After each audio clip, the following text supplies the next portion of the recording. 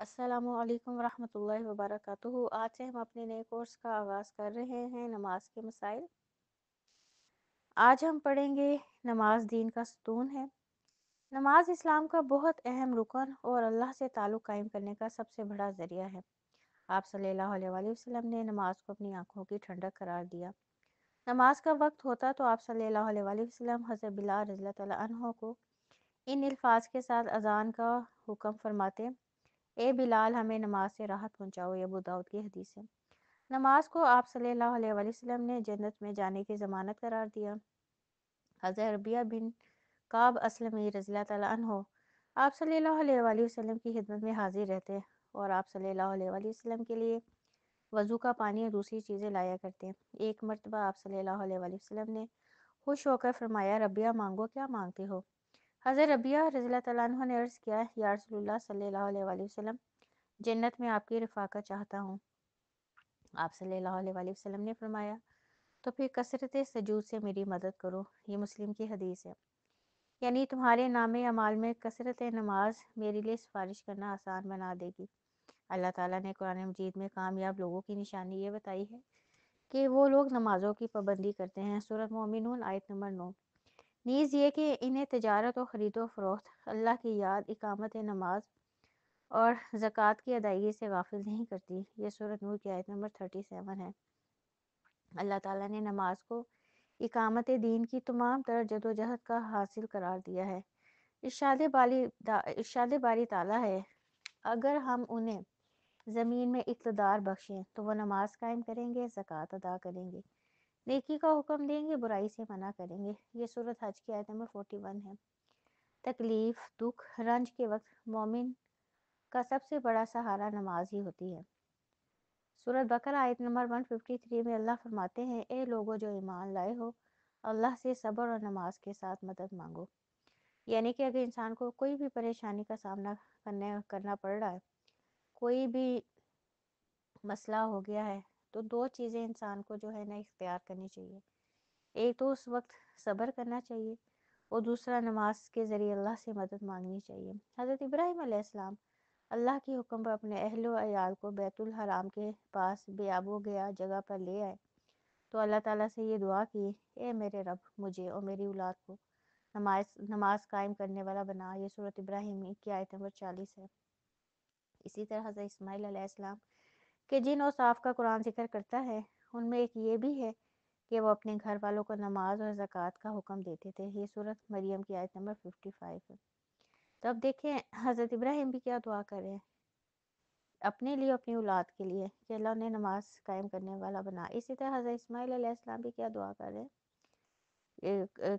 اللہ تعالیٰ سے، کہ اللہ تعالیٰ نے کیا حکم دے رہے ہیں کہ آپ بھی اپنے گھر والوں کو نماز اور زکوٰۃ کا حکم دیں۔ اور اسے کیا بات پتہ چلتی ہے؟ پہلے بات کہاں سے سٹارٹ کرنی ہے؟ اپنے آپ سے اور اپنے گھر والوں سے۔ آپ صلی اللہ علیہ وآلہ وسلم کو بھی اس بات کا حکم دیا گیا: اے محمد صلی اللہ علیہ وآلہ وسلم، اپنے اہل و عیال کو نماز کا حکم دو اور خود بھی اس کے پابند رہو۔ یہ سورۃ طٰہٰ آیت نمبر 132 ہے۔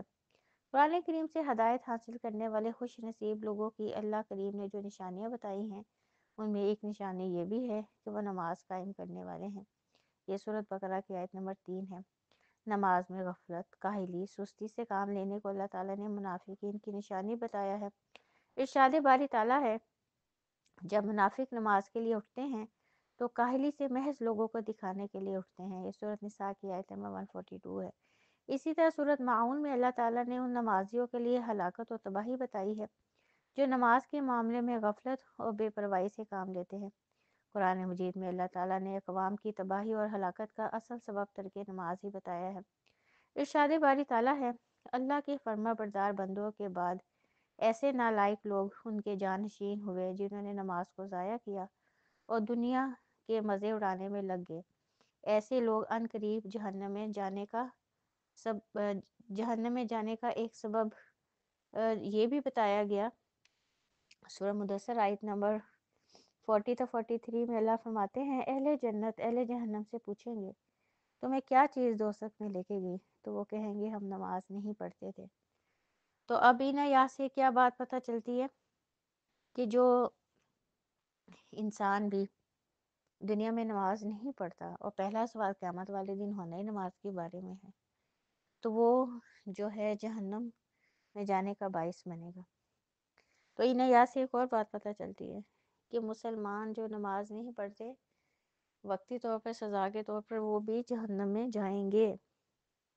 حالت امن ہو یا خوف، گرمی ہو یا سردی، تندرستی ہو یا بیماری، حتیٰ کہ جہاد و قتال کے موقع پر عین میدان جنگ میں یہ فرض ساقط نہیں ہوتا۔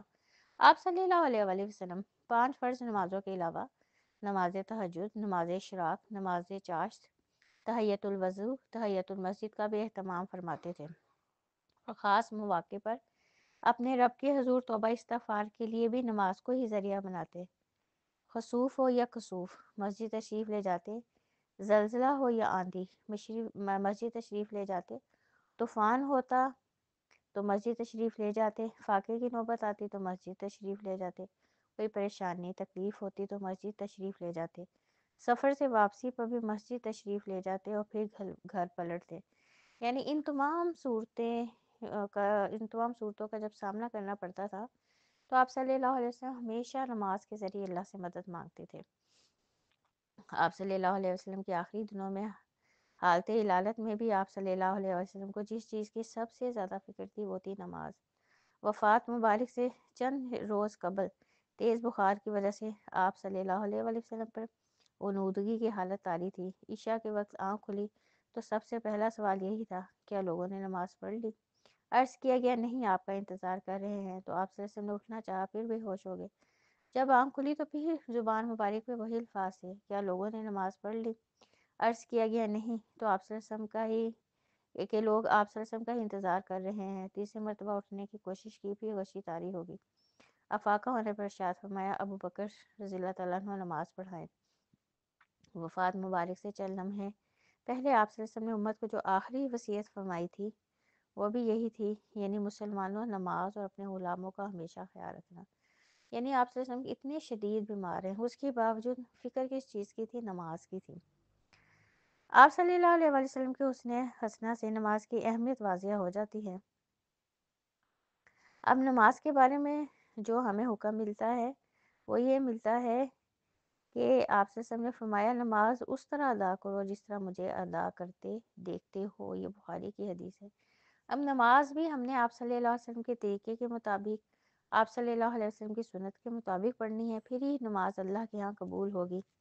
ایک حدیث میں آپ صلی اللہ علیہ وسلم نے فرمایا، قیامت کے روز حقوق اللہ میں سب سے پہلا سوال نماز کا ہوگا، اور جس کی نماز درست طریقے سے پڑھی گئی ہوگی وہ کامیاب و کامران ہوگا، اور جس کی نماز بگاڑی گئی ہوگی وہ ناکام و نامراد ہوگا۔ یہ ترمذی کی حدیث ہے۔ اب غور فرمائیے، قیامت کے روز نماز کے بارے میں جس چیز کا حساب ہوگا وہ یہ نہیں کہ نماز پڑھی یا نہیں پڑھی، بلکہ حساب اس بات کا ہوگا کہ سنت طریقے سے پڑھی یا نہیں پڑھی۔ اس حدیث سے اندازہ لگانا مشکل نہیں ہے کہ نماز کی ادائیگی کے لیے نماز کا طریقہ کتنا اہم ہے۔ اس کی اہمیت کے پیش نظر ہم یہ کورس تفصیل سے جو ہے وہ پڑھیں گے اور اس میں دیکھیں گے کہ نماز کے جو مختلف مسائل ہیں اس میں آپ صلی اللہ علیہ وسلم کا طریقہ کیا تھا، آپ صلی اللہ علیہ وسلم کی سنت کیا تھی۔ ایک دفعہ ایک صحابی حضرت حذیفہ رضی اللہ تعالیٰ عنہ نے ایک آدمی کو نماز پڑھتے دیکھا جو رکوع اور سجود پورے نہیں کر رہا تھا۔ جب وہ آدمی نماز سے فارغ ہوا تو حضرت حذیفہ رضی اللہ تعالیٰ عنہ نے اسے بلا کر کہا، تم نے نماز نہیں پڑھی، اور اگر اسی طرح نماز پڑھتے پڑھتے مر گئے تو طریقہ اسلام کے خلاف مرو گے۔ ایک دوسرے صحابی نے حضرت عبداللہ بن عباس رضی اللہ تعالیٰ عنہما نے ایک شخص کو نماز عید سے پہلے نفل پڑھتے دیکھا تو اسے منع کیا۔ وہ شخص کہنے لگا، اللہ تعالیٰ مجھے نماز پڑھنے پہ عذاب نہیں کرے گا۔ حضرت عبداللہ بن عباس نے فرمایا، اللہ تعالیٰ تجھے سنت رسول کی مخالفت کرنے پر ضرور عذاب دے گا۔ اسی طرح ایک صحابی حضرت عمارہ رضی اللہ تعالیٰ عنہ نے خطبہ جمعہ کے دوران حاکم وقت کو منبر پہ ہاتھ بلند کرتے دیکھا تو کہا، اللہ خراب کرے ان ہاتھوں کو، میں نے آپ صلی اللہ علیہ وسلم کو دیکھا ہے کہ اس سے زیادہ نہ کرتے تھے، اور اپنی شہادت کی انگلی سے اشارہ کیا۔ یہ مسلم کی حدیث ہے۔ اب اتباع سنت کے معاملے میں صحابہ کرام کی بھی یہی سوچ اور فکر ہمارا مسلک ہونا چاہیے۔ سنت رسول صلی اللہ علیہ وسلم سے محبت کا یہی جذبہ ہمارا مذہب ہے، اور جو ہے اب ہم کو سنت طریقہ سیکھنا بھی پڑے گا، کیونکہ آپ صلی اللہ علیہ وسلم نے یہ بھی فرمایا جس شخص نے میری سنت اختیار کرنے سے گریز کیا وہ مجھ سے نہیں۔ اب جس حدیث میں بھی یہ حکم آ جاتا ہے نا وہ مجھ سے نہیں، تو اس کا مطلب ہوتا ہے اس میں مسلمانوں والی ایک خصلت نہیں ہے۔ اب جو ہے ہم نے جو طریقہ بھی نماز پڑھنے کا سیکھنا ہے اس کے لیے ہمیں تھوڑی احادیث کو جو ہے اسٹڈی کرنا پڑے گا۔ اس کے علاوہ آپ صلی اللہ علیہ وسلم نے ایک بات بڑی اہم کہی ہے، وہ یہ ہے کہ جس نے دانستہ میری طرف ایسی بات منسوب کی جو میں نے نہیں کہی تو وہ اپنی جگہ جہنم میں بنا لے۔ یہ ترمذی کی حدیث ہے۔ اب یہ حدیث بڑی اہم ہے۔ آپ صلی اللہ علیہ وسلم کے کسی فرمان کو ہم نے بیان کرنا ہے نا، یا اس کو فالو کرنا ہے، اس پہ عمل کرنا ہے، اس میں ہماری خود ساختہ سوچ رائے کی کہیں جگہ نہیں ہے۔ اگر ہم نے کوئی بھی بات ایڈ خود سے کر دی کسی بھی حدیث میں، کسی بھی آپ صلی اللہ علیہ وآلہ وسلم کے فرمان میں، تو یہ حدیث ہمارے لیے بھی ہے کہ اللہ کے نبی نے کیا کہا ہے، وہ اپنی جگہ جہنم میں بنا لیں۔ تو اللہ تعالیٰ سے ہم دعا کرتے ہیں اللہ تعالیٰ ہم سب کو سنت طریقے سے نماز پڑھنے کی توفیق عطا فرمائے، آمین۔ ربنا تقبل منا انک انت السمیع العلیم وتب علینا انک انت التواب الرحیم۔ سبحان ربک رب العزت عما یصفون وسلام علی المرسلین والحمد للہ رب العالمین۔ السلام علیکم ورحمۃ اللہ وبرکاتہ۔